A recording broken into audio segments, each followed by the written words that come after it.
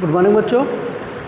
ये जो टॉपिक आपने जनरल पोजीशन का किया है, इसके बाद जो नेक्स्ट टॉपिक आता है वो टॉर्क का टॉपिक आता है कि अगर आपका जो डायपोल है वो किसी एक्सटर्नल इलेक्ट्रिक फील्ड में रखा जाता है तो आखिर में वो कोई फोर्स या टॉर्क फील करता है या नहीं, या उस पर क्या सिचुएशंस होती हैं, इसके बारे में हम बात करते हैं। तो इलेक्ट्रिक डायपोल के बारे में आपका ये टॉपिक क्या होगा?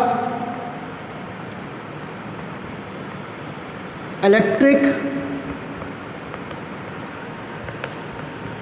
Dipole in an external electric field, in an external electric field. अगर आप यहाँ पर सिचुएशन को देखें तो यहाँ पर आपको एक चीज़ समझ में आएगी कि सपोज करिए कोई आपका एक डायपोल है, ये एक इलेक्ट्रिक फील्ड में रखा हुआ है। हम चीज़ों को इजी बनाने के लिए सबसे पहले जो सिचुएशन लेंगे वो यूनिफॉर्म इलेक्ट्रिक फील्ड की लेंगे, फिर हम इसको आप जनरल इलेक्ट्रिक फील्ड की बात करेंगे। ठीक है, सपोज करिए ये कोई डायपोल है, अब ये इलेक्ट्रिक फील्ड में आप रखते हैं किसी एक एंगल पे। ठीक है, तो हम इलेक्ट्रिक फील्ड की डायरेक्शन ये सिंपल ले लेते हैं, ये डायरेक्शन। ये कैसी इलेक्ट्रिक फील्ड हमने ली है? Uniform electric field. सपोज करिए इसमें कोई एक डायपोल आपका रखा हुआ है, theta angle. This is your minus Q and this is your plus Q. Electric field की डायरेक्शन क्या होती है? पॉजिटिव टू नेगेटिव होती है। ठीक है, तो इस नेगेटिव चार्ज पे किधर फोर्स लगेगा? इस तरफ लगेगा। इस पर किधर फोर्स लगेगा? इस तरफ लगेगा। Force minus Q and force plus Q. अगर आप देखें तो ये लगेगा। अब अगर आपका ये डायपोल इस फील्ड में रखा है तो इस पर पॉजिटिव चार्ज पर और नेगेटिव चार्ज पर अलग अलग फोर्सेस लग रहे हैं, प्लस क्यू और माइनस क्यू।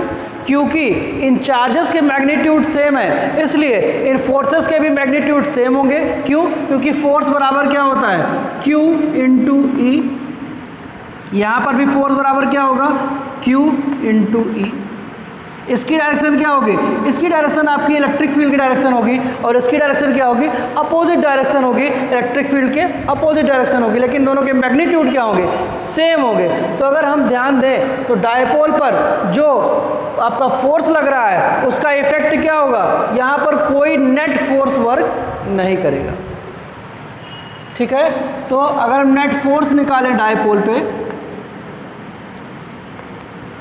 तो this will be equal to F on plus q प्लस F on minus q, which is equal to QE minus QE is equal to 0। तो नेट फोर्स आपका क्या हो गया? 0। अब नेट फोर्स 0 हो गया तो इसका मतलब क्या है? इसमें कोई भी लीनियर मोशन नहीं होगी। इस डायरेक्शन में कोई भी लीनियर मोशन इसमें नहीं होगी, या इस डायरेक्शन में कोई भी लीनियर मोशन नहीं होगी। नेट फोर्स 0 होने का मतलब क्या है? कि यहाँ पर कोई भी लीनियर मोशन नहीं होगी। Linear motion is not possible. इसका मतलब आपका जो डायपोल है वो कोई भी लीनियर मोशन परफॉर्म नहीं करेगा। अब दूसरी कंडीशन क्या है? इस पर अगर दो फोर्सेस लग रहे हैं तो हम एक चीज़ ध्यान देंगे कि क्या यहाँ पर रोटेटरी मोशन या रोटेटिंग मोशन तो नहीं होगी। तो उसके लिए अगर हम ध्यान दें तो यहाँ पर दो फोर्स लग रहे हैं और दो फोर्सेस एक ही सिस्टम पर अलग अलग जगह पे लग रहे हैं, और क्या है? अपोजिट हैं और इक्वल हैं। तो इसका मतलब क्या है? यहाँ पर कपल फॉर्म हो रहा है, और जब कपल फॉर्म हो रहा है तो उसकी वजह से आपको क्या मिलेगा? टॉर्क मिलेगा। और अगर कहीं पर टॉर्क मिल रहा है तो इसका मतलब क्या है? वो बॉडी को रोटेट करने का प्रयास करेगा। आपकी बॉडी क्या होगी? रोटेट होना चाहेगी। सपोज करिए अगर आपके पास कहीं पर ये है, एक ही बॉडी है, इसके दो एंड्स पर हम अलग अलग एंड्स पर फोर्स लगाएं तो क्या होगा? ये बॉडी अभी क्या होगी? रोटेट होगी। ठीक है, इसमें लीनियर मोशन की कंडीशन तो नहीं मिली हमको, लेकिन हमको रोटेटरी मोशन की कंडीशन मिलती है। Rotation is possible.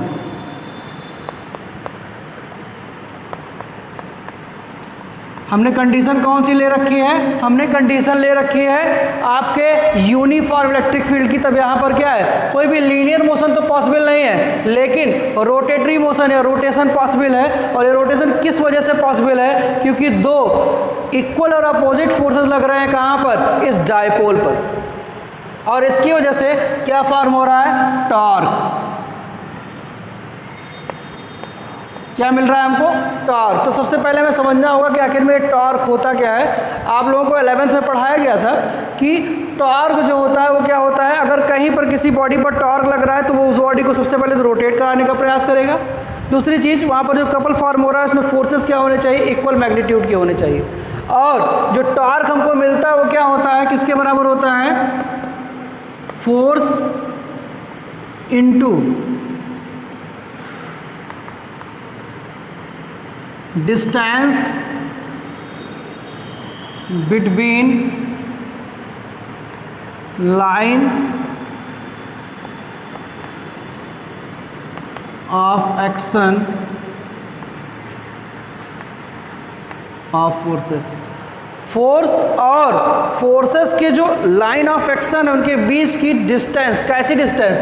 Perpendicular distance. ठीक है, मिनिमम डिस्टेंस भी कहते हैं इसको, इसके इक्वल होता है। अब यहाँ पर अगर आप ध्यान दें तो ये जो आपका डायपोल है इसमें हम एक क्वांटिटी को जानते हैं -q टू +q क्या होती है? हमारा इलेक्ट्रिक डायपोल मोमेंट होता है P। और P किसके बराबर होता है? P is equal to 2 into Q into L, जहाँ पर 2L क्या होगा? इसकी दोनों चार्जेस के बीच की डिस्टेंस या सेपरेशन होगी। ठीक है, अगर हम इसको A मान लें, इस पॉइंट को B मान लें और इस पॉइंट को M ले लें, तो ये सेपरेशन बता रहा है दोनों फोर्सेस के लाइन ऑफ एक्शन के बीच की सेपरेशन। तो यहाँ पर हम टॉर्क को निकाल सकते हैं कि कितना टॉर्क ये आपका इलेक्ट्रिक डायपोल फील कर रहा है एक एक्सटर्नल इलेक्ट्रिक फील्ड में। और कैसी इलेक्ट्रिक फील्ड है ये? यूनिफॉर्म इलेक्ट्रिक फील्ड है। तो यहाँ पर बेटा टॉर्क आपका निकल जाएगा टाउ इज इक्वल टू कोई भी एक फोर्स, ईदर फोर्स, कोई भी एक फोर्स लेंगे तो this will be equal to Q into E into क्या लेना है हमको? Perpendicular distance between the forces. तो यहाँ पर अगर आप एक सिंपल ट्रिग्नोमेट्रिकल फार्मूला लगाइए इन ट्राइंगल ABM, अगर आप ध्यान दें तो ये कितना होगा? L + L 2L। ये किस एंगल पे रखा है? थीटा एंगल पे रखा है। ठीक है, ये थीटा एंगल बना हुआ है। अब अगर हम यहाँ पर साइन थीटा निकालें तो साइन थीटा क्या हो जाएगा? BM upon AB। BM हमारा क्या है? AB इज 2L, तो BM हमारा निकल के क्या जा रहा है? 2L sign theta. और यही क्या है? 2L साइन थीटा ही आपकी इन दोनों फोर्सेस के लाइन ऑफ एक्शन के बीच की सेपरेशन या डिस्टेंस है। तो यहाँ पर क्या आ जाएगा? 2L sign theta. और अगर हम इसको कैलकुलेट करें तो क्या आ जाएगा?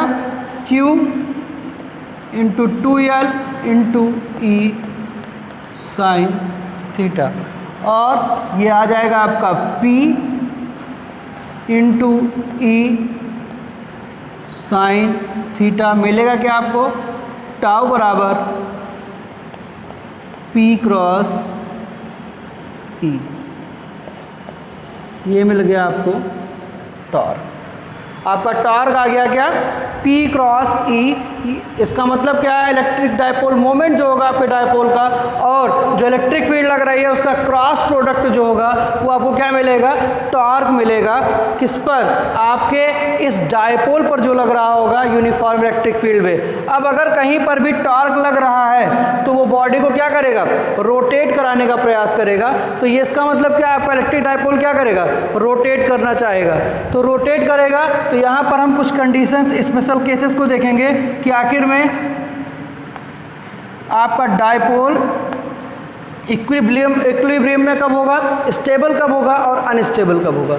तो यहाँ पर जनरल कंडीशन में थीटा के लिए हम कंडीशन को देखते हैं, theta is equal to 0 degree हो तो टाउ बराबर क्या होगा, थीटा 0 हो तो टाउ बराबर क्या हो जाएगा 0। थीटा इज 90 डिग्री, टाउ बराबर 0 क्यों होगा, क्योंकि P cross E equal to P E sine theta और साइन 0 0 होता है, इसलिए बेटा क्या हो जाएगा 0। ऐसे ही यहाँ पर 90 डिग्री हो तो टाउ बराबर P cross E is equal to P E sine 90 is equal to P into E, maximum value मिलेगी आपको। ऐसे ही यहाँ पर theta is equal to 180 degree पे देखिए, टाउ बराबर P क्रॉस E होता है which is equal to P E sine 180 which is equal to 0। ऐसे ही थीटा बराबर 270 डिग्री पर टाउ बराबर P cross E is equal to P E sine 270 which is equal to minus P। Equilibrium की condition में क्या होगा, torque 0 होना चाहिए, रोटेटिंग मोशन यहाँ पे परफॉर्म नहीं होगी और बॉडी क्या होगी, रोटेशनल इक्विलिब्रियम में होगी। लीनियर इक्विलिब्रियम में हमने इसको पहले ही बता दिया है, तो रोटेशनल इक्विलिब्रियम में ये हो जाएगी तो आपकी बॉडी क्या होगी, रोटेट भी नहीं करेगी और आपकी बॉडी लीनियर मोशन भी नहीं करेगी। इसका मतलब क्या है, फुल इक्विलिब्रियम में होगी। और यहाँ पर आपको दो कंडीशन मिल रही हैं, एक ये 0 है और एक ये 0 है। इसका मतलब क्या है, इन दोनों कंडीशंस में आपकी बॉडी क्या है, इक्विलिब्रियम में है। आप लोगों ने देखा भी होगा, जिन लोगों ने पढ़ रखा होगा, या आप स्टेबल और अनस्टेबल दो तरीके के इक्विलिब्रियम के बारे में बात करते हैं।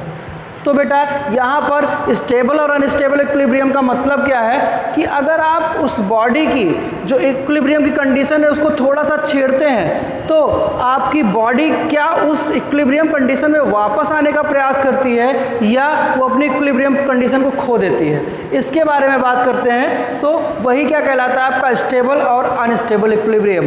अगर आपकी बॉडी इक्विलिब्रियम में है और आप उसको थोड़ा सा डिस्टर्ब करते हैं और बॉडी वापस अपनी इक्विलिब्रियम की कंडीशन को अचीव कर लेती है तो वो इक्विलिब्रियम क्या कहलाएगा, स्टेबल इक्विलिब्रियम। लेकिन अगर आपने बॉडी की इक्विलिब्रियम की कंडीशन को आपने चेंज किया या डिस्टर्ब किया और आपकी बॉडी जो भी है वो अपनी इक्विलिब्रियम की पोजीशन में वापस नहीं आ पा रही है, इसका मतलब क्या है, वो अनस्टेबल इक्विलिब्रियम में है। यहाँ पर दो कंडीशंस हमको मिली हैं, एक ये 0 और एक ये 0।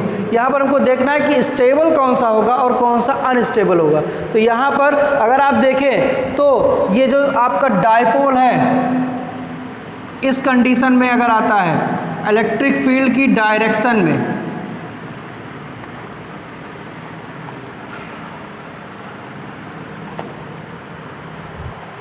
अगर इलेक्ट्रिक फील्ड की डायरेक्शन में आता है ये, तो क्या होगा, यहाँ पर देखिए डायपोल इसकी डायरेक्शन में है तो P और E की डायरेक्शन सेम होगी। इसको हम थोड़ा सा डिस्टर्ब करते हैं, ऐसा किया हमने, एक एंगल पे ले गए, इस पर इधर फोर्स लग रहा है, इस पर इधर फोर्स लग रहा है, फिर ये इसी कंडीशन में वापस आ जाएंगे। इसका मतलब क्या है, P और E एक ही डायरेक्शन में है, उनके बीच का एंगल क्या है, 0। ठीक है, थीटा इज इक्वल टू 0 है। तो यहाँ पर जो इक्विलिब्रियम मिलेगा वो कैसा होगा, स्टेबल इक्विलिब्रियम। इसका मतलब क्या है, तो थीटा बराबर 0 का केस आपको पहला मिला है, वो क्या है, स्टेबल इक्विलिब्रियम का केस है। ऐसे ही सेकेंड पार्ट आप देखिए, जहाँ पर आपने देखा कि 0 आपका P आ रहा है, यहाँ पर आपके इलेक्ट्रिक फील्ड की डायरेक्शन ये है, लेकिन आपका डायपोल क्या है, इस डायरेक्शन में रखा है, -q इधर है और +q इधर है। अब इसको थोड़ा सा हम डिस्टर्ब करते हैं। थोड़ा सा डिस्टर्ब करने का मतलब क्या है, ये सिचुएशन हमको मिल जाती है, this is your -q and this is your +q। तो यहाँ पर फोर्स क्या होगा, इस पर फोर्स इस तरफ लगेगा और इस पर फोर्स किधर लगेगा, इस तरफ लगेगा, जिसकी वजह से क्या होगा, ये अपने इक्विलिब्रियम की कंडीशन को अचीव नहीं कर पाएगा। तो ऐसा इक्विलिब्रियम क्या कहलाएगा, अनस्टेबल इक्विलिब्रियम। इसका मतलब ये इक्विलिब्रियम क्या है, अनस्टेबल इक्विलिब्रियम है। ठीक है, तो एक्सटर्नल फील्ड में हमें ये देखना था कि अगर किसी डायपोल को रखते हैं तो उस पर क्या प्रभाव पड़ता है। तो यहाँ पर हमने देखा कि अगर यूनिफॉर्म इलेक्ट्रिक फील्ड है तो डायपोल लीनियर मोशन तो नहीं करता है लेकिन रोटेशनल मोशन करता है। अब अगर यहाँ पर जो फील्ड है वो यूनिफॉर्म ना होकर के नॉन यूनिफॉर्म फील्ड हो तो आखिर में क्या प्रभाव पड़ेगा आपका, सपोज करिए ये कोई फील्ड है, इस तरह से कोई चार्ज यहाँ पर आपने डायपोल का रख दिया है, ठीक है, तो यहाँ पर जो फील्ड है उसमें इस जगह पे फील्ड हमारी ज़्यादा है और इस जगह पे फील्ड कम है। इसका मतलब क्या है, यहाँ पर जो फोर्स लग रहा है और यहाँ पर जो फोर्स लग रहा है दोनों में अंतर होगा। तो जब इस पर अंतर होगा तो जो आपका अंतर आ रहा है वो दोनों फोर्सेस के बीच में जो डिफरेंस आ रहा है, इसका मतलब आपका इस डायपोल में लीनियर मोशन भी पॉसिबल है, लीनियर मोशन भी होगी। और होगी कैसे, सपोज करिए यहाँ पर जो फोर्स है वो आपका 9 है और यहाँ पर जो फोर्स है वो 12 है। एक जनरल बात मैं कर रहा हूँ कि यहाँ पर 9 न्यूटन का फोर्स है और यहाँ पर 12 न्यूटन का फोर्स है। तो बेटा 9 आपने टॉर्क की कंडीशन को क्या बताया आपका कि इक्वल एंड अपोजिट फोर्सेस। तो इसका मतलब क्या है, जो रोटेशन के लिए आपके फोर्स मिलेंगे वो कौन सा पेयर बनाएंगे, 9 और 9 का। एडिशनल कितना बचा इसमें, 3। ये जो 3 न्यूटन का फोर्स है वो लीनियर मोशन को परफॉर्म करेगा, जिसकी वजह से हमको क्या मिलेगा, लीनियर मोशन इसमें मिलेगी। और इन 9 न्यूटन के फोर्सेस से हमको क्या मिलेगी, रोटेशनल मोशन मिलेगी। इसका मतलब क्या है, ये जो नॉन यूनिफॉर्म में आपका इलेक्ट्रिक डायपोल मिल रहा है यहाँ पर, उसमें आपको 2 कंडीशंस मिलेंगी, एक रोटेशनल मोशन भी मिलेगी और दूसरी क्या मिलेगी, लीनियर मोशन भी मिलेगी। और आपका जो डायपोल है वो इस तरह से मूव करेगा, इस तरह से, ठीक है। और यहाँ पर क्या था, जब आपकी यूनिफॉर्म फील्ड थी तो केवल रोटेशनल मोशन थी, कहीं पर भी लीनियर मोशन नहीं थी। लेकिन यहाँ पर नॉन यूनिफॉर्म इलेक्ट्रिक फील्ड की केस में ये क्या करेगा, रोटेशनल मोशन भी करेगा और लीनियर मोशन भी परफॉर्म करेगा, ठीक है।